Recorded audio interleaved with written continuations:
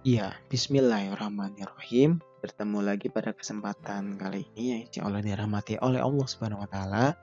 Langsung saja ya, pada kesempatan kali ini Bapak akan menjelaskan tentang teknik presentasi.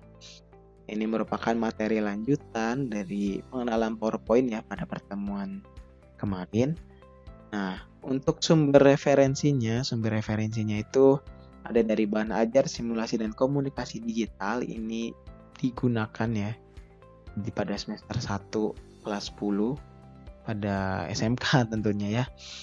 Jelas tertulis untuk SMK dan maka. Lalu yang kedua, ini materinya diambil juga dari modul PPJFP LIPI mengenai teknik presentasi ilmiah. Oke, lanjut. Jadi sebagai awalan pasti orang-orang bertanya gitu kan, sebenarnya presentasi yang menarik itu seperti apa sih? Karena kebanyakan orang presentasi itu cenderung hanya baca slide saja, atau presentasi bisa cenderung cuma menampilkan slide-slide-nya saja. Atau mungkin bahkan ada yang presentasi itu ya udah sekedar pengen ngasih lihat nih, akhirnya mereka menumpuk semua informasi, segala tulisan yang menurut mereka penting lalu ditampilkan. Apakah seperti itu menarik? Mari kita bahas di slide selanjutnya. Nah, yang pertama yang perlu kalian perhatikan adalah penyampaian presentasinya ya. Yang pertama itu dari penyusunan slide-nya. Penyusunan slide-nya itu perlu kalian ketahui secara umum biasanya ada 3, pembukaan, isi, dan penutup. Namun secara detailnya, yang pertama harus kalian perhatikan adalah judul atau tema presentasi kalian. Kalian harus tulis judul kalian atau tema presentasi kalian biar apa yang ingin disampaikan oleh kalian itu bisa dimengerti oleh audiens. Oh, Bapak ini pengen menyampaikan presentasi ini. Oh, Ibu ini ingin menyampaikan presentasi ini. Jadi di awal audiens tuh atau istilahnya penerima presentasi ya atau penonton itu udah tahu kalian ingin presentasi apa. Lalu yang kedua ada pengantar, bisa berbentuk awalan seperti tadi ya, ada pertanyaan atau misalnya apersepsi. Apersepsi bisa kalian lakukan dengan misalnya menyetel video yang berkaitan dengan tema presentasi kalian, atau misalnya memberikan pertanyaan atau kuis secara singkat yang berkaitan dengan presentasi kalian, atau memberikan latar belakang seperti itu. Lalu yang ketiga ada isi, ya konten dari presentasinya ya, kalian ingin jelasin apa ya silahkan dijelaskan.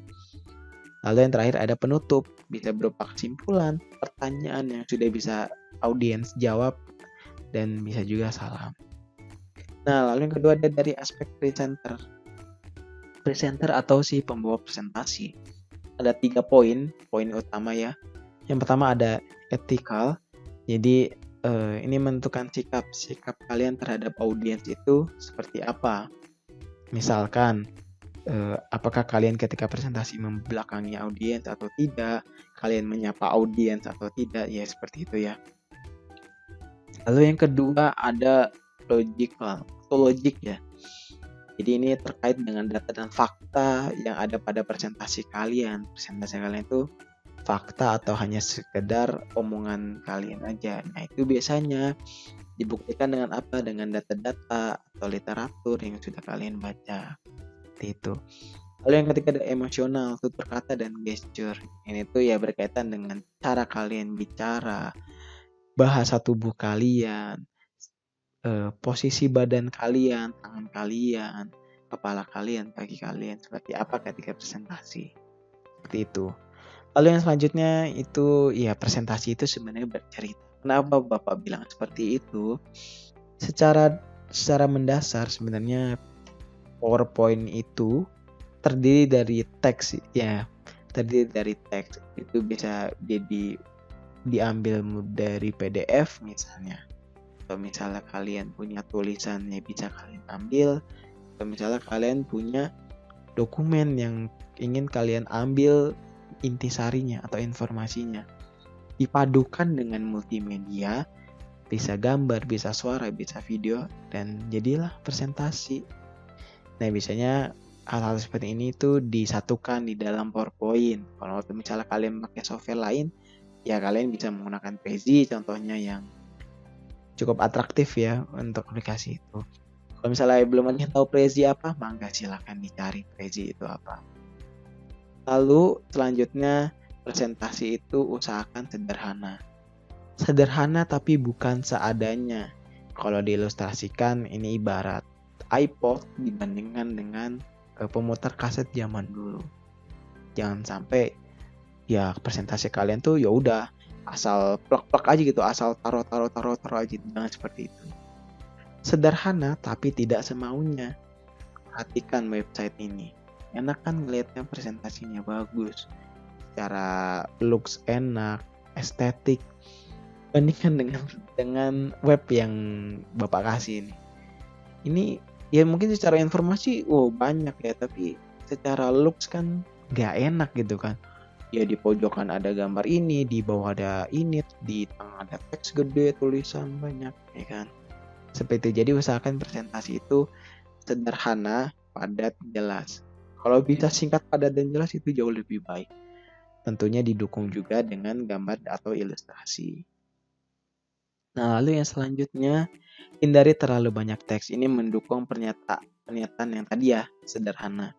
Contohnya seperti apa nih yang salah nih ya, kayak misalnya nih, ini terlalu text oriented ini, terlalu banyak teks yang ditulis sehingga kecil kemungkinan audiens akan membacanya secara penuh dan cepat.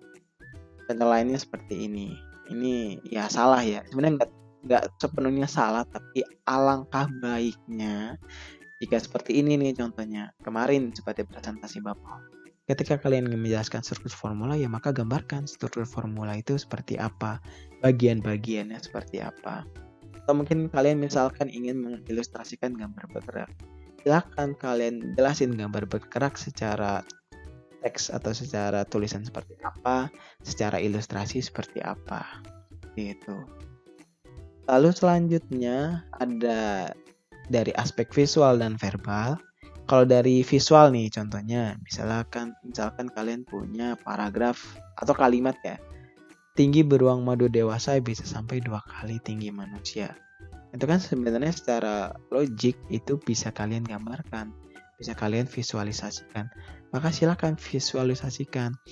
Biar apa? Biar audiens mengerti gitu kan. Oh, 2 kali tinggi manusia tuh seperti ini gitu kan. Jadi audiens itu tidak perlu berpikir, tidak perlu membaca berkali-kali kalimat yang tentu akan membuang waktu kalian ketika presentasi. Lalu ada juga secara verbal. Verbal itu contohnya seperti ini nih, kalian punya kalimat, minum air putih merupakan salah satu cara manusia untuk menghindari dehidrasi berlebih. Bandingkan ketika kalian meng-highlight setiap poin-poin penting yang ada pada kalimat tersebut. Minum air putih merupakan salah satu cara manusia untuk menghindari dehidrasi berlebih. Dengan meng-highlight minum air putih dan dehidrasi, maka tentu ada inti kan yang ingin kalian sampaikan ke audiens bahwa ya minum air putih itu pokoknya buat hindarin dehidrasi. Seperti itu. Ini juga bisa kalian lakukan kayak misalnya kalian ingin ngasih topiknya apa sih, itu inti sarinya apa sih, ide pokoknya apa, misalnya seperti itu. Lalu selanjutnya ya buang yang tidak perlu ya. Ini ada contoh ya, ada dua contoh yang bisa sering terjadi buat orang-orang yang pengen presentasi, khususnya misalnya ketika di depan kelas atau misalnya ingin presentasi materi ke teman-teman. Nih yang pertama seperti ini, apa yang salah di presentasi atau di slide ini? Ya gambar Spider-Man ya. Mungkin bagi sebagian orang menarik gitu kan, ya ada gambar Spider-Man-nya keren gitu kan. Tapi bagi sebagian orang juga akan bertanya justru, ini gambar Spider-Man-nya kaitannya apa ya sama medium close up? Nah seperti itu. Jadi usahakan ketika presentasi itu masukkan sesuatu yang memang berkaitan dengan tema atau judul kalian, atau mungkin berkaitan dengan sub materi kalian. Lalu yang kedua, ini contohnya, mungkin dengan latar background pemandangan bagus, tapi perhatikan tulisannya, akan menjadi tidak kontras bukan? Sehingga apa yang ingin kalian sampaikan ke audiens itu malah nggak sampai gitu kan. Ketika audiens melihat tulisannya, lah ini tulisan apa gitu kan. Seperti itu, malah terdistract sama gambar pemandangan yang ada di belakang. Seperti itu. Lalu ada secara unsur emosi. Nah biasanya nih ya contohnya yang Bapak keluarin, biasanya orang-orang tuh kalau bikin presentasi ada aja gitu yang suka ngasih quotes atau kata-kata mutiara di akhir presentasinya. Biasanya orang-orang itu cuma sekedar ada yang nulis quote-nya langsung, ada yang ngasih nama orang dan quotes-nya. Nah, contohnya seperti ini. Coba kalau kalian bandingkan dengan yang ini. Nah, terlihat kan perbandingannya. Ketika kalian menulis pertama seperti ini cenderung kayak, oh ya udah, kata Enzo Ferrari, what's behind you doesn't matter, ya kan? Tapi bandingkan ketika kalian menulisnya seperti ini. Itu tuh rasa orang yang membaca itu kayak, oh ini loh kata Enzo Ferrari, what's behind you doesn't matter. Ternyata seorang pencetus, seorang orang yang jago itu, yang hebat di bidang otomotif pernah berkata seperti itu ya. Lalu mungkin yang terakhir ya, nah ya ini tips and trick presentasi, Bapak di luar aja untuk memperlihatkan beberapa dari kalian tentang tips and trick presentasi. Yang pertama ini penggunaan tema ya. Nanti ketika kalian sudah memiliki misalnya punya kesempatan lah ya, punya kesempatan untuk mencoba PowerPoint, silakan kalian coba ulik nih di bagian ribbon design. Ini temanya banyak banget, kalian bisa coba.